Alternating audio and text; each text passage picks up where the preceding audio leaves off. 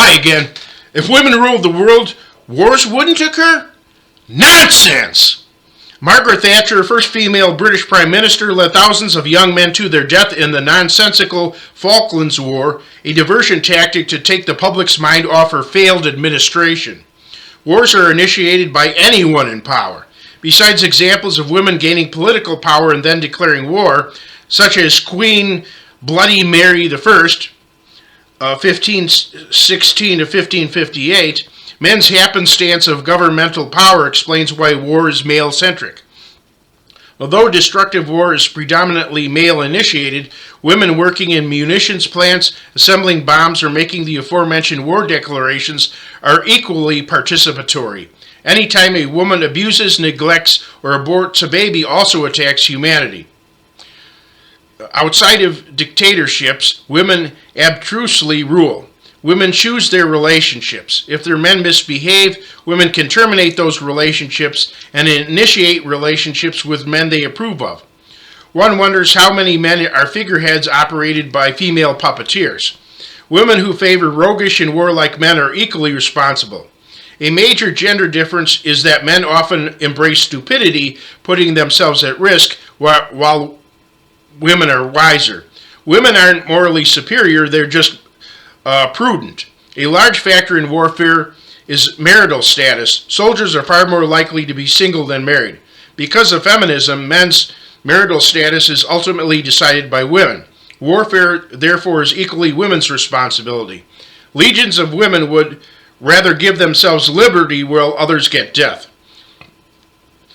Men's greater physicality is why men physically abuse women more than women abuse men.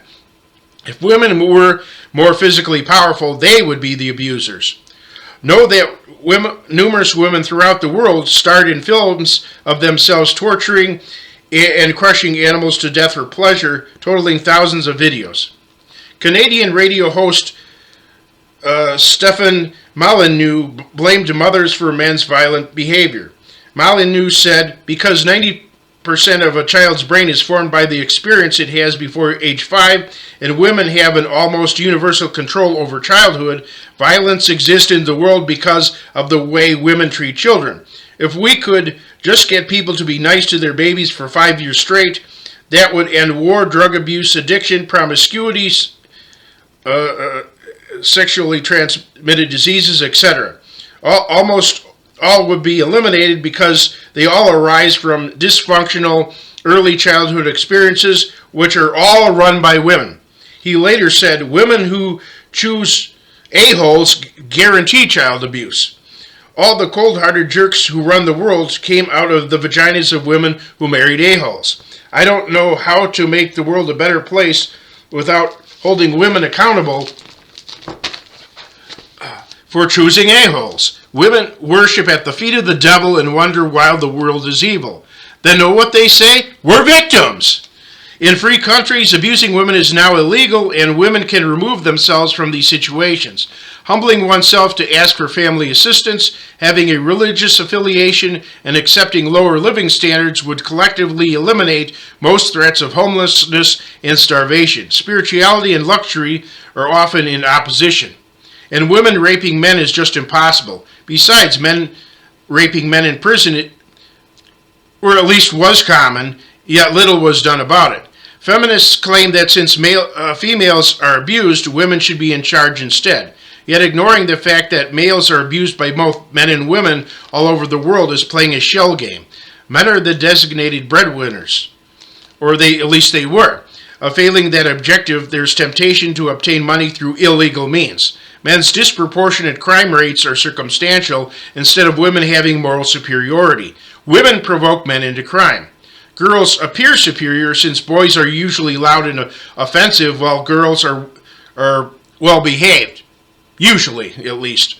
However, instead of disciplining little boys, mothers often allow them to offend everyone in sight. Then they complain about men's misbehavior. Allegedly, religions created beliefs that women were inferior.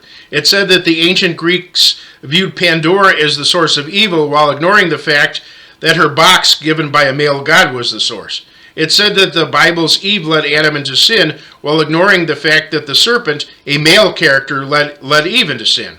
And the saying that in Hinduism the reward of a virtuous woman is rebirth as a man is fictitious. I spoke to Hindu men, and they say it's not.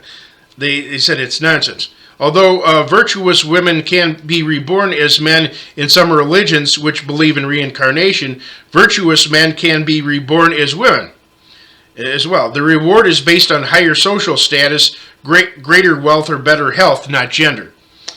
Feminists are dishonest about their desires, complaining that men are loud, obnoxious, emotionally insensitive, and obsessed with sex and sports. However, I've spent a lifetime being quiet, well-behaved, avoiding the subject of sex and downplaying its importance, being very emotional, and being uninterested in sports. Yet women dismiss me, and girls. Other men with these supposedly undesirable qualities are popular. Some women complain that men aren't interested in them. Rich men who look like male models and acquiesce to all their desires might not be available. But with computer access and the premium placed on women, almost any woman can find somebody if she acknowledges her limitations. Unless she's totally deformed or has paranoid schizophrenia or something like that. Almost everybody else can find somebody. If she's young, unless she's like 90 years old and wrinkly, but that's a different story. These lies and pretenses fuel radical feminism. Feminists decry men's inexperience with childbirth while ignoring the joy. Someone said, imagine squeezing a cantaloupe through your rectum. But this compares a difficulty to an impossibility and redefines a vagina as a second rectum. That's like their redefinition of unborn babies as fetuses, terminating developing life as pro-choice, and masculinization as emasculinization as so-called women's empowerment.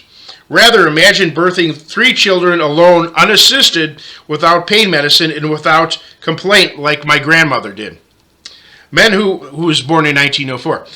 Men who wear women's attire are transvestites or drag queens. Yet it's not considered odd for women to have crew cuts, suits and ties, or army boots and camouflage. Such women should be considered transvestites and drag kings.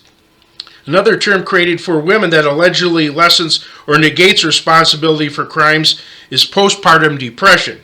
Though some women may have this condition, men's bodies are also cyclic. They go in cycles. Having a hormonal attack doesn't excuse men from crimes. Claiming lack of control because of your hormones says that you need fewer rights and more supervision. Role reversal may be necessary if opposite-sex companions are unavailable or if a spouse cannot fulfill their role. But these are unnatural exceptions, as someone might need an artificial leg. Throughout history, people lived with their parents until they married. Never married people lived with their parents until death, limiting the amount of role reversal. Complaining that women worry about pregnancy while men don't upholds a modern distortion. Historically, people didn't have sex until marriage. If wives got pregnant, husbands were always legally responsible for supporting those children. Legally enforcing traditional responsibilities of husbands and fathers, saving oneself for marriage, or using natural birth control method solves this problem. Again, abuse of women supposedly requires women making more personal decisions. For argument's sake, let's use the biggest estimate for male on female abuse, the unsubstantiated 1 in 4 women victimized by domestic violence. If women insist that's true, that shows their incompetence in selecting mates. Also, many females admit their attraction to bad boys.